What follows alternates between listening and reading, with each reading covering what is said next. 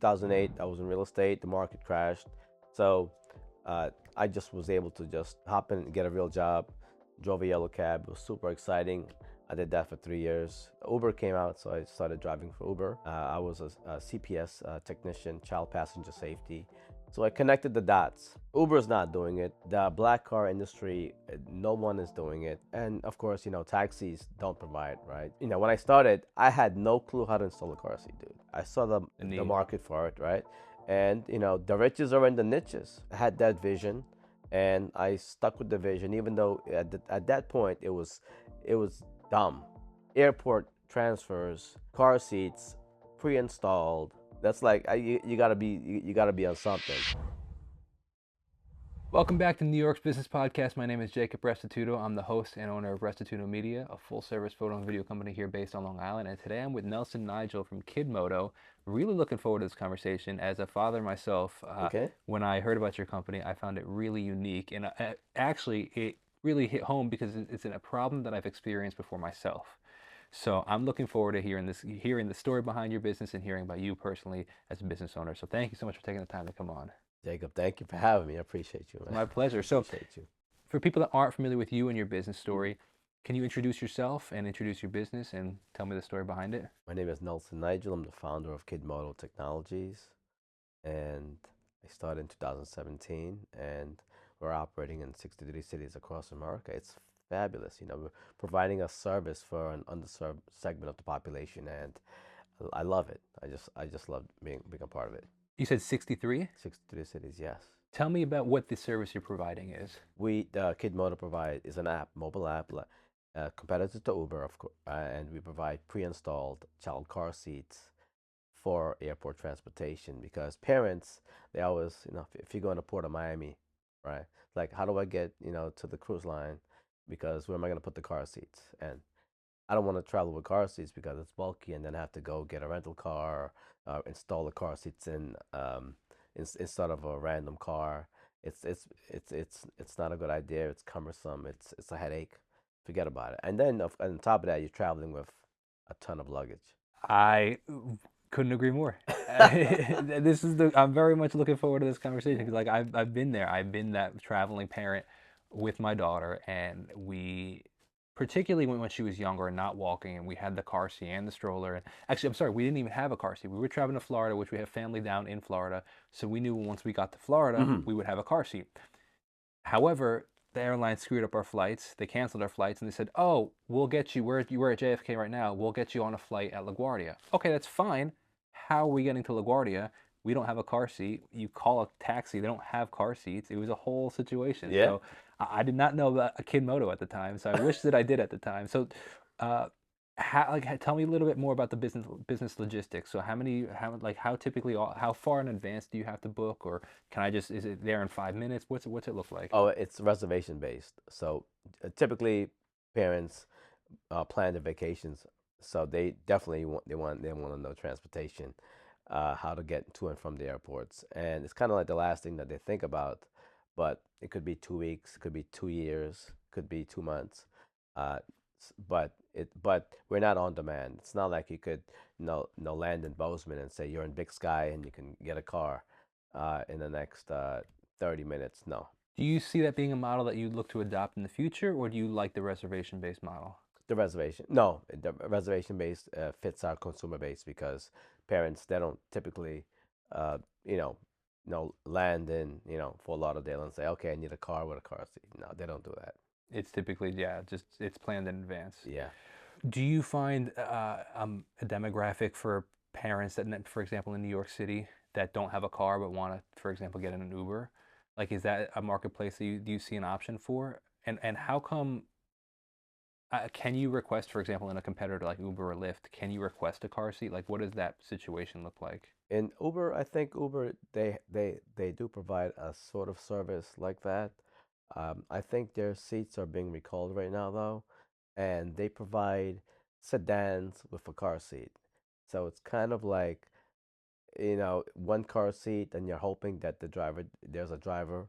But with Uber, forget about it. Like 2 weeks ago, I was coming from Miami. I ordered like Uber like 15 times, and they canceled on me. Seriously. I was the first person out of the plane and the last one out of the airport Wow. because I was spent like 45 minutes trying to get a car because the drivers kept canceling on me. So imagine, you're a parent and you're trying to get a car with a car seat, and you might have to wait. Maybe you're lucky and you get one, but generally, what is the incentive for a driver to drive with a car seat? There's really no incentive at all, actually. There's no, like Uber might pay them $10 extra. I don't know. I think so, right? Yeah, but now you might have. Is that what it is? It's about $10 extra because I, now you have to I deal with a crying kid and or a smelly kid and parent. That's Well, a headache. so yeah, it's what's the is that really worth it for the driver? And drivers are trying to make money. So how do you incentivize your drivers then? We're premium based, so our drivers are trained. Um, they're professional drivers. They're not like in New York City. We're different because we're governed by the Taxi and Limousine Commission, right? So it's the largest like governmental body that oversees taxis and limousines in the world. But outside of New York City, um, I don't see much regulation. So the Uber X drivers might be the persons providing transportation for Uber, right? So uh, that might be a problem, right? Our drivers are professional drivers, 24/7. It's what they do all day long, and that's the value of and our the cars are premium cars, so you'll get picked up in a Cadillac Escalade or a Yukon or a Suburban like that, like black cars. Drivers are typically in suits like that. How are you promoting the business? How do more and more people find out about this? Digital advertising. It's we Organic or paid advertising? Digital a advertising. lot of it is organic, right? So being a hustler, forget about it. I had to learn. Back then I think it was like 50 different types of digital advertising. Now it could be like 100, right? Uh, so you have to focus on your consumer base and how to you fish where the fish are swimming, right? So you have to understand who the consumer base is, where they're at, and how to market to them. So you can't do it's not necessary to do all 100 different types of advertising right now because it's not feasible, right? But you can find a few ways of targeting your consumer base, and uh, we figured out online how to target them, and it's a lot of it is organic. We're ranking all over. We're ranking in Salt Lake and Lake Tahoe and Austin. We're like ranking number one on In Google. in what sense? On like the Google If download you store if or you if you are going to like type in something, car service, car seat, MSP airport car seat like that. oh wow. Minneapolis, you could be in, Bozeman. I really like that quote a lot, and I haven't heard that. And I'm gonna steal that. Go You ahead. fish where the sorry, you fish where the fish are swimming. That's Correct? right. I like that. It's a bit of a tongue twister, but I really like that. Yeah. Where are your fish swimming? So you mentioned, and this was a great analogy because you said, just to recap, that you fish where the fish are swimming, and you want to. There's all these different ways that you can market, Exactly. but you don't necessarily need to market in all those ways because your fish might not be over there. Exactly. So where are your quote unquote fish, and how are you? Who is your demographic, and where are you market? Where do you find them? Well, they're finding us on Google, so we want to make sure that we land on the search engine of Google, right? And we have to understand, what they're looking for. They're looking for a car service with car seats, right? So we're not going to we're 100% dedicated to providing airport transfers with cars as a car service with car seats, and that's it, right? We're not doing anything else. We're not, going to the zoo. We're not going to camps. We do one thing, right? And then, of course, there is the social proof, reputation marketing, right? And then understanding we have a lot of links, a lot of news, a lot of backlinks, right? from a lot of great sources that bloggers that write about us, things like that. So we have a strong domain authority, Yeah. DA website DA. Yeah. Have you gotten into the realm of influencer marketing? Because I just from my own experience of what I know about influencer marketing and what I see on social media, the whole idea of these influencers, they're especially like the mom influencers, Yeah. Yeah. they travel like crazy with their kids, and it'd be really interesting if you just, for example, reach out to them and say, I don't know if you have or haven't, but like just say, hey, this is our company. We want to give you a free ride if you just put it on TikTok. You know, you have 100,000 followers on TikTok or something like that. Because what you're doing is super unique and super needed, and I just I think that it's just the more the eyes that are It on is. it. So I've looked into that, and we have partnered with some mom influencers before, but they have become very, micro influencers. They've become super expensive. So I couldn't just say, hey, we'll give you a free ride here and there. They'll be like, okay, what else? And give me $10,000, right? Yeah. And we'll give you one tweet, right? So just to just it's just a dying thing to go back and forth with the mom influencers because and they tend not to be that professional. Yeah, that's interesting. I guess depending on how, yeah, if they necessarily just kind of came into the business in the sense of like influencing, they just ended up getting couple thousand followers overnight. Now it's like, well, they were never really necessarily a business owner, and now how do they handle themselves as a business Exactly, owner? they're not professional business people. They're just people that just started a little blog and now they're popular and now they have to run as businesses, and they don't know how to run a blog like a business, and they can say, oh well, we want to do, give us X amount of money, and we'll just tweet. I don't know. There's not a huge ROI for you. Some of them are very good, the bigger ones, uh, but uh, they just don't seem to be as professional. How did you get into this industry? It's a super unique industry. So where did this come from? That's a great question. And Jacob, I used to be a yellow cab driver, which was probably the best job ever. Which cab driver? A New Oh, York yeah. City yellow taxi driver. Okay. Oh, forget about it. And it's still on my bucket list right now.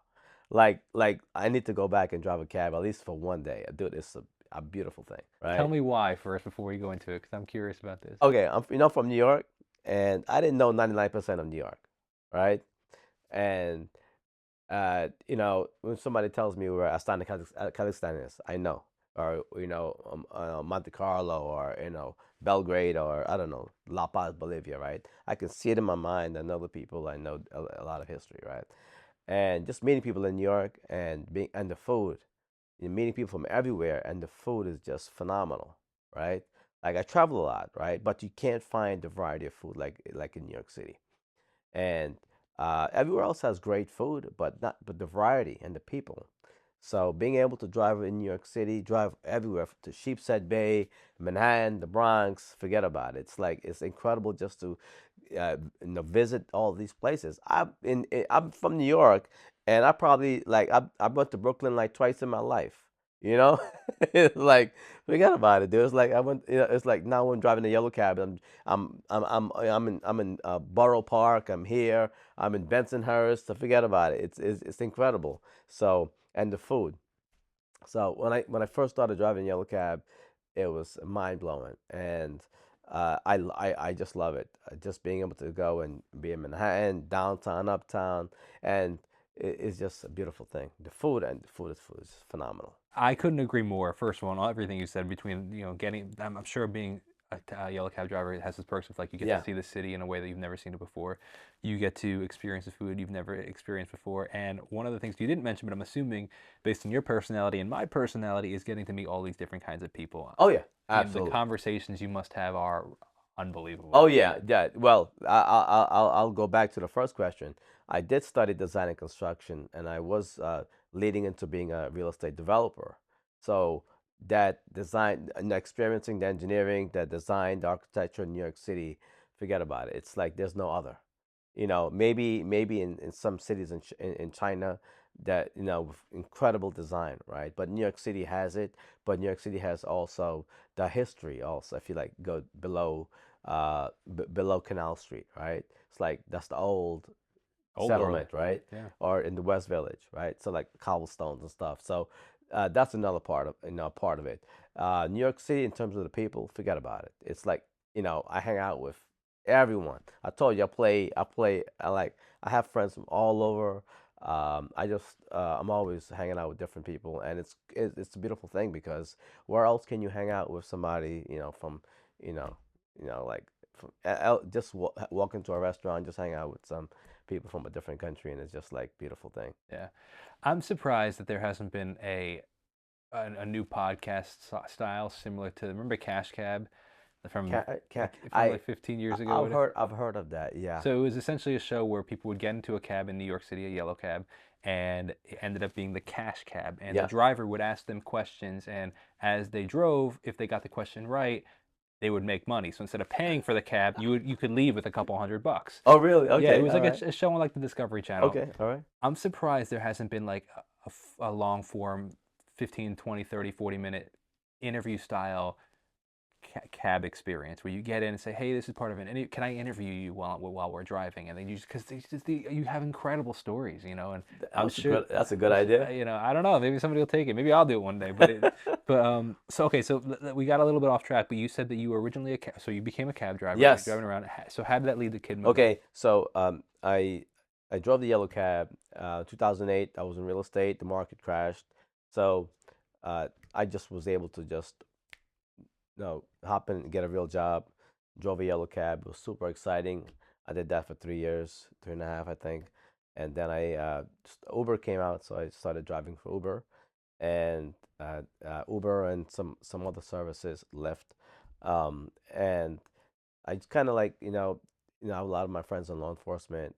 I was a CPS technician, child passenger safety, so I connected the dots. What is that? Like CPS. child passenger safety is being as a person who installs child car seats, Oh, I see. right? Like so certified, right? So I just put the dots together and said, Uber's not doing it. Uber doesn't seem like they ever want to do child car seats.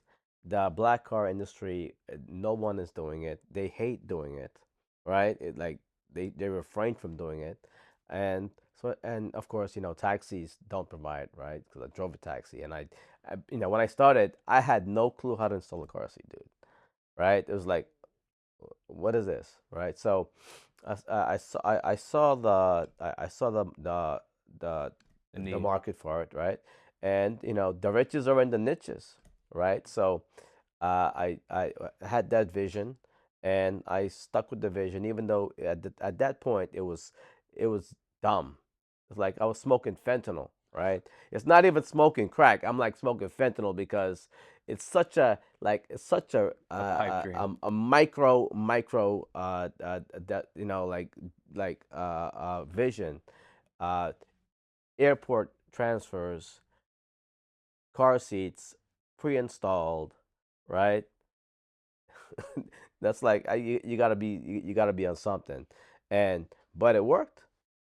It worked, and now we're in 63 cities, and people still, now we are a market leader in it. How long did it take to get off the ground?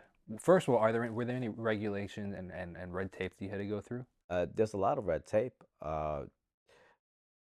Well, the only red tape, I guess at that point, was becoming a licensed New York City base, which at that point it was kind of hard, right? Because you don't know, and it's a lot of documentation, right? But it's okay because I'm a documentation person. But still, it's very hard back then, because now things are automated, but still, it's very hard. Other than that, when going into different cities, every city at some point would have their regulation. But once I'm a documentation person, so I would just figure it out. What do you find is next for Kid Moto? Well, I launched Moto Nation, I think about 2 years ago, and it's the parent of Kid Moto, and we have Baby Moto, which is picking up newborns from hospitals because new parents have no idea how to get home from the hospital, right?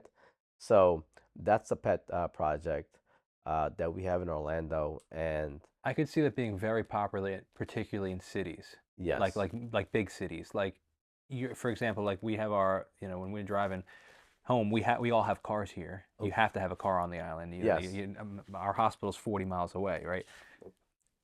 In the city where the majority of people travel public transit, yeah, you're probably not going to take you. I mean, I could be wrong. yeah, I could be very wrong, but like you're probably, I'm assuming you're not going to take your 1 day old kid on the subway. You're probably going to want some sort of car service. That is oh, a yeah, yeah, really, and you don't own a car, so yeah, yeah, what do? That's yeah, a really interesting niche. yeah. The riches are in the niches, right?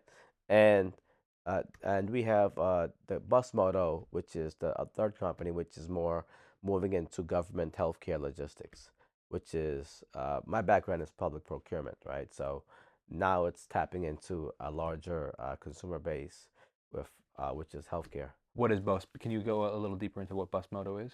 No, I'd say like if I'm gonna transport medical things for the Defense Logistics Agency or the National Guard of Wisconsin, the National Guard of Montana, right? Like things that are healthcare related. Not necessarily people though. No, n- no, So not like a people. logistics company, Yeah, just logistics, moving logistics. materials Yeah, back and forth. yeah. Very interesting. And I understand like the procurement side of things. So that's Procurement as in, I'm not familiar with that industry, so what is it? procurement is the processes involved in how the government buys goods and services. Do you ever see yourself, so we have all these different niches. Um, is the niche of like transporting the elderly oversaturated at the moment, or is that something you could see Oh, yourself there's a going to? huge need for that, right? Medicaid is federal, right? Um, there's a huge need for that. I think there is a need for that, but it's not on my radar. Why not? It's something that I just don't want to get involved with. Mm. That's a different part of procurement, right? That Medicaid is I the animal is huge. So there is so many parts to it, and there's other ways. There's other ways to um, to make money. I think Medicaid, the elderly is a part of it, but it's not a big on the radar right now. What's the day to day of your business look like, you personally? Oh, I wake up. All right, and I'll wake up around 8, 7:30, and I'll go get some coffee, and I'll do a little walk. Come back. I have like 9 computer screens in front of me. I got books everywhere, like pads, and time to go to work. Respond to emails, on the chats. Watering the plants. With the employees. So that's the employees. Like Richard Branson, says, people are like flowers. You water them, they will grow, right? So a lot of communication with the employees, mentoring them, helping them grow in their jobs. How many employees do you have right now? We have about I think 17, 18, probably 18. And then that's excluding drivers. No, these are not drivers. These Yeah. are So how many? like So 18 actual employees with the company. yeah, Wow. And just covering all the different things between. marketing, risk management, finance, things like that. Yeah. How many drivers do you have at this point? We don't have drivers in house. We source it out. So I guess they become like essentially become a subcontractor of Yes, Kid Moto, yes, they are. certified through Kid Moto. Yeah. So across the country, we probably have probably over 600 drivers. Wow. Yeah. If you had to estimate right now, or I guess maybe I don't know if you know the answer right off the bat. Say for example, the previous year, the fiscal year, how many driver, I guess pickups do you do a year? I would say that's a good question. I'll have to get back to you on that. That's a good question. I'll have to get. I'm curious on that. It's just it's how, I guess what I'm trying to say is I wish I knew about your service earlier, Uh-huh, uh-huh. and I'm sure that there's a lot of parents out there that wish that they knew about your service earlier. So I'm just curious, like how big you guys are of a company in the sense of like just in people's names and knowing about you, You know what? and what we could do to even get that further out. I'll tell you, we have customer acquisition in like seemingly everywhere, right? People are using Kid Moto in San Juan, Puerto Rico, and And like what blew my mind was like Key West Airport, which is like the smallest little airport, It is so but they're small. like like they're going Key West to Key West. I'm like, our drivers are in Miami, like they have to drive 6 hours to come get you there, Wow, yeah. or 5 hours. But Yeah. so but like Winston-Salem, people are using us in like all miscellaneous different areas, Kansas City, it's just so people do know of us, yeah. How do you vet your drivers? How do you like for if somebody wants to drive for Kid Moto, how do they sign up and then how do they Oh, become a what's the generally meet process? them. I generally meet them at the shows, and I used to like fly around and teach them how to install if they're in a place that I didn't see them, right, and I can like teach them, and that's it. Usually, I'll meet them at a conference and show them. What kind of conference are we talking about? We have like the National Limousine Association, so a lot of operators go there every year, throughout the like a few times a year. So I'll meet them there. But at this point, I've flown around America so many times, meeting these operators. So I'm always like flying to train them, and but that's how that's part of the training. The vetting is more on the back end, and I have like risk management, vet them, the insurance and things like that. Very interesting. Are there any specific tools or programs or services that you use that really make your business run smoothly? Tools? Whether it be like, for example, like hypothetically, an example could be like somebody mentioned, I don't know, Squarespace or a specific or like a specific program that you like just helps you run your business smoothly between all the different drivers or the employees. I'll tell you, WhatsApp works. All right. Yeah, it does. Facebook, right? Facebook, WhatsApp.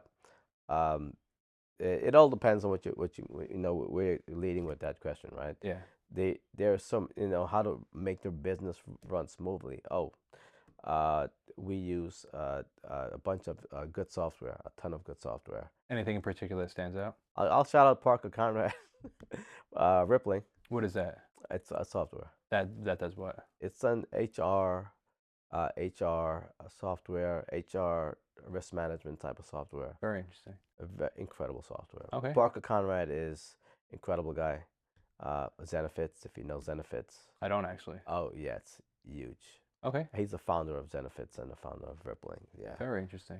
yeah, incredible software. Very cool. Well, it has been a very interesting Yeah, yeah. conversation, and I really appreciate you taking the time to hear your story and get the story of Kid Moto out there because Yeah. I want more parents around the nation to hear about Hey, this. I appreciate you for having me, Jeff. Absolutely. So if you are a business owner or you know any business owners that you think might be a good fit for this podcast, please reach out. It's been an absolute pleasure to hear your story, Nigel. Nelson, I'm sorry. Thank you. And Thank you got two first names going on right there. Yeah, man. But yeah, Nelson, it's been a pleasure. No, Nigel. Yeah, Nigel yeah. Nelson, right? Yeah. Okay, sorry. I called, yeah, my bad. But it's confusing with the two first names, so I apologize on that. Dude, I appreciate you for having me. Thank you, man. My Thank pleasure. you. Thank you so much for taking the time. So we'll see you in the next episode. Have a great day and peace out.